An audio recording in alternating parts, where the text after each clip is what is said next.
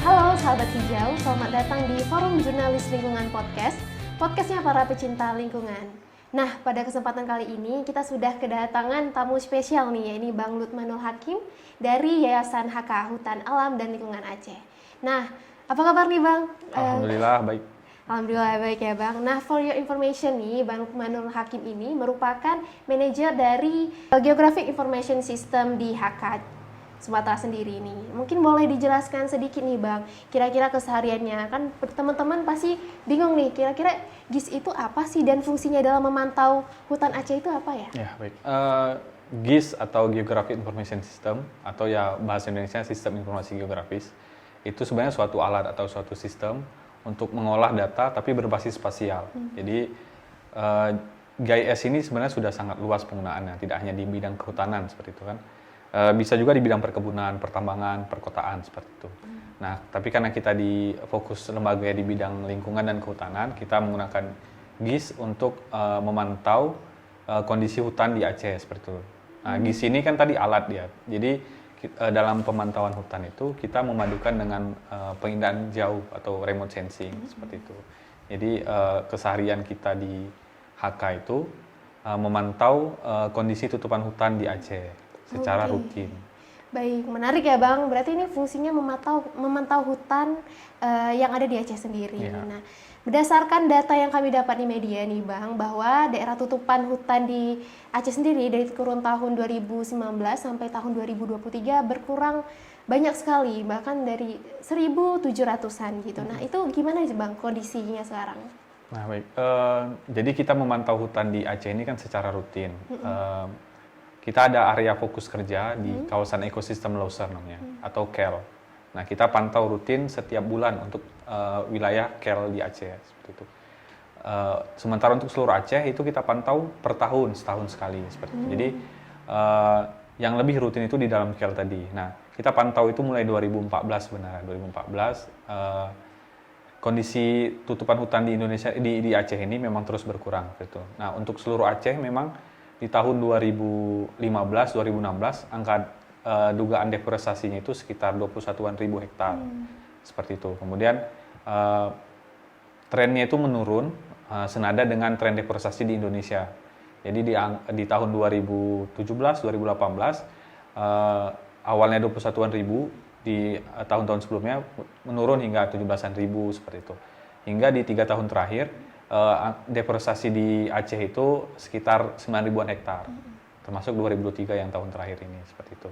Tapi walaupun trennya menurun, kalau kita akumulasikan selama 9 tahun terakhir, jadi 2014 sampai 2023, itu ya sekitar 130-an ribu hektar hutan yang hilang sudah di Aceh seperti itu.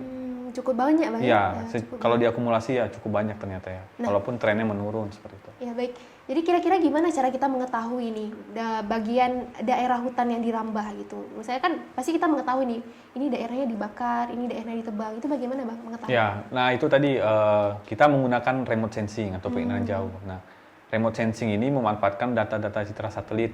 Jadi kan banyak satelit yang lokasinya ada di luar muka bumi seperti itu kan. Mereka akan menyediakan data rutin, ada yang per hari, ada yang per 10 hari, ada yang per 16 hari seperti itu. Kita memanfaatkan data tersebut. Nah, sekarang ini ternyata banyak citra satelit itu yang free, alias bisa diakses secara publik dan gratis seperti itu kan. Banyak alat-alat seperti Global Forest Watch, kemudian Mapiomas, ada Planet seperti itu. Itu tidak berbayar dan kita bisa memanfaatkan data-data di dalamnya seperti itu. Ya, baik. Kalau misalnya terkait kondisi hutan sendiri nih Bang, itu penyebab perambahan itu faktornya paling banyak gara-gara apa ya? Kalau dari citra satelit kita pantau itu kita tidak bisa memastikan itu 100% ya. Jadi ya pendekatan-pendekatan seperti itu. Ya biasanya itu penyebabnya kayak perambahan, kemudian ada illegal logging, ada pembangunan infrastruktur, misalkan jalan, ada kanal, kebakaran juga seperti itu. Jadi banyak penyebab yang menyebabkan hutan itu rusak atau deforestasi lah tadi. Baik, jika mengetahui ada daerah hutan yang dirambah ataupun terkena deforestasi, itu biasanya apa yang dilakukan dari pihak GIS? Kalau kita kan memang karena lingkupnya di GIS, jadi kita pantau rutin, kemudian kita sediakan datanya. Jadi datanya itu tidak hanya di divisi kami teruskan juga ke divisi lain atau ke mitra lain seperti itu. Jadi kita bekerjasama dengan mitra lain seperti FKL misalkan, Forum Konservasi Leuser. Mereka punya tim-tim di lapangan. Jadi melalui satelit tadi kita lihat, oh ini di sini ada deforestasi, oh di sini ada pembangunan kanal baru. Nah, itu kita kirim datanya ke mereka. Mereka akan ground check lapangan nanti, seperti itu. Jadi, mereka memastikan memang pantauan dari satelit ini benar atau tidak. Nah, selain itu, kita juga teruskan ini ke otoritas terkait, ke Dinas Lingkungan Hidup dan Kehutanan, misalkan ke BKSDA atau misalkan DLHK, KLHK pun sekalian. Gitu. Jadi jadi data ini kita berikan ke otoritas yang berwenang. Berwenang. Ya. Bang, berarti hasil pantauan itu juga berguna untuk sebagai bahan advokasi ya berarti ya Bang? Ya, benar. Nah, jadi berdasarkan hasil pantauan itu kira-kira daerah mana Bang hutan yang paling parah deforestasinya? Ya, untuk areanya memang ada beberapa yang kita pantau itu ada hal yang tidak biasa sebenarnya kan. Contohnya itu misalkan di Rawasingkil, di Suaka Marga Satwa Rawasingkil, itu kita pantau ada deforestasi yang masif di sana seperti itu. Tadi selama 5 tahun terakhir itu kalau diakumulasi sekitar 1.700-an hektar hutan primer yang hilang di sana seperti itu. Itu penyebabnya gara-gara apa Bang? Apakah pembalakan liar? Ya, di sana itu kalau kita lihat dari satelit ya, tadi pendekatannya memang ada pembukaan yang menyerupai kanal, pembangunan kanal, kemudian di sekitaran kanal mulai dibuka untuk konversi ke perkebunan seperti itu. Lebih ke perkebunan gitu-gitu ya. Oke Bang. Kemudian terkait Rawasingkil nih Bang.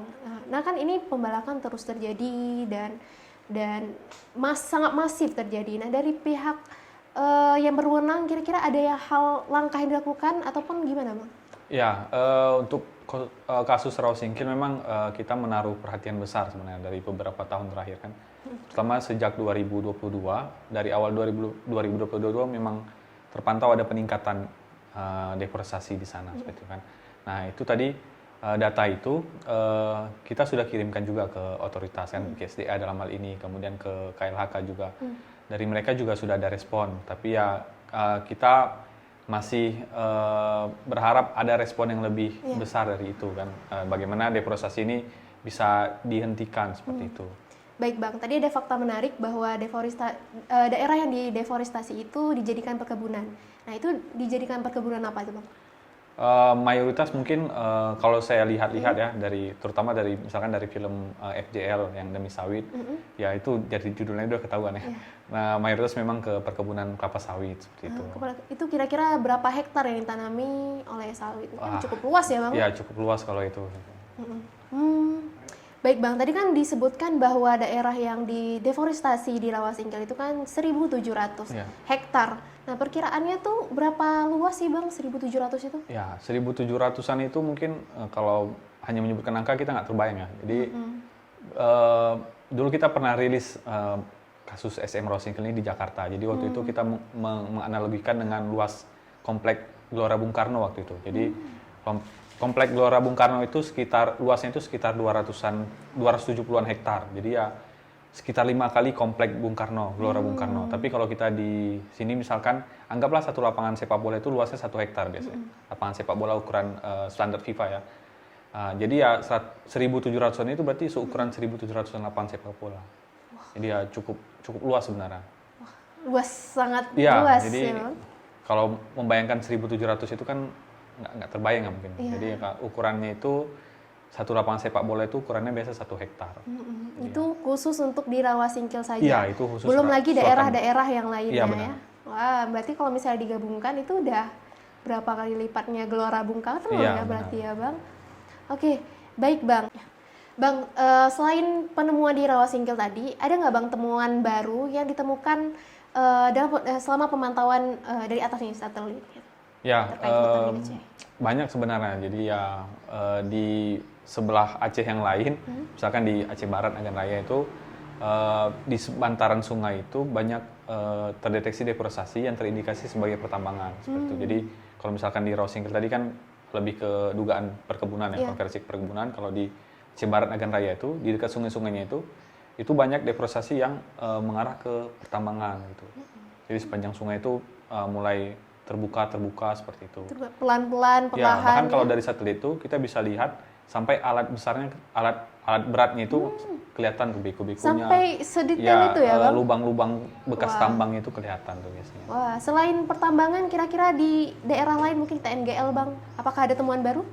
Di TNGL alhamdulillah walaupun deforestasi masih terus terjadi, tapi beberapa tahun terakhir ini trennya terus menurun seperti itu. Kira-kira berapa sih Bang skala rasio yang bisa dilihat melalui satelit ini? Jadi dari satelit ini banyak versi ya datanya ya. Ada yang tadi kan saya sebutkan, ada yang bisa diakses 10 hari sekali, 16 hari sekali seperti itu. Ada yang bisa sehari sekali bahkan. Nah, jadi kalau yang ukuran sehari sekali itu kita bisa zoom sampai ukuran. Jadi kan si satelit ini dia datanya raster ya. Data raster itu skalanya kalau yang harian itu 3 meter kali 3 meter. Jadi ya kalau untuk ukuran rumah itu masih kelihatan tuh biasanya atap-atap rumahnya seperti itu. Oke. Pertanyaan terakhir nih Bang.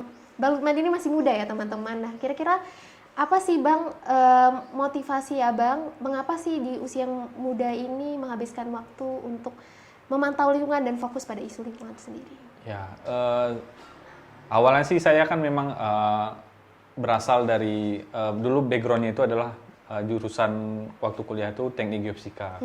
Jadi ya fokusnya dulu memang di kuliah itu belajar tentang bagaimana mendeteksi sesuatu di bawah tanah dengan dasar fisika dari gelombangnya, dari sifat magnetiknya seperti itu. Tapi tidak ada hubungan ke konservasi lingkungan seperti itu kan.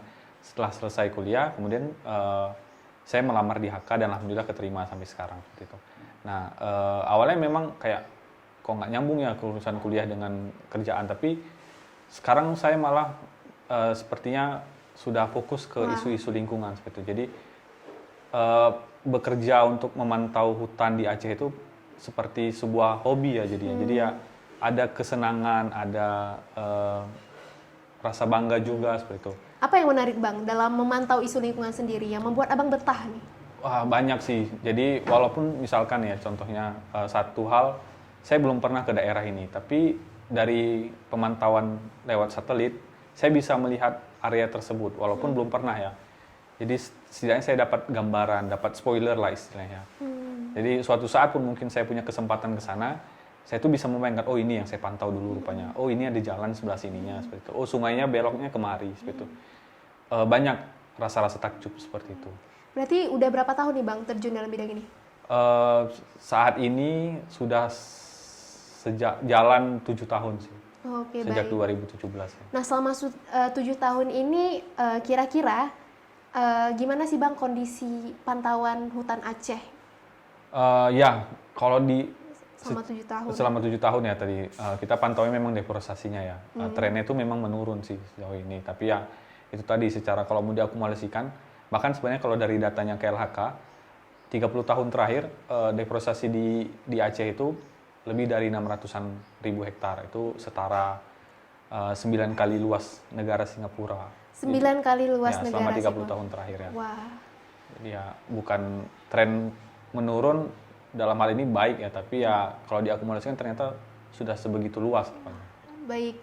Wah, teman-teman, mungkin itu penutup dari podcast kita ya. Ternyata selama kurun 30 tahun deforestasi di Aceh sendiri sudah 600.000 hektar yang setara dengan negara 9 kali negara Singapura. Nah, ternyata memantau dari hasil diskusi bincang-bincang kita hari ini, ternyata memantau kawasan lingkungan itu sangat penting ya Bang, apalagi melalui GIS sendiri. Kita jadi mengetahui kira-kira daerah mana yang sudah dirambah nih dari bagian kita, hutan kita milik kita. Nah, wah Bang Lukman, terima kasih sudah hadir pada kegiatan podcast kita pada hari ini. Kita jadi tahu nih ternyata tingkat deforestasi di Aceh sendiri itu seluas 9 kali negaranya Singapura nih. Nah bagi teman-teman nih yang suka ataupun masih suka merusak hutan, deforestasi ataupun penebangan lainnya, bukan hanya Tuhan yang tahu, tapi ada orang-orang seperti Bang Lukman nih yang mengetahui atau memantau kalian nih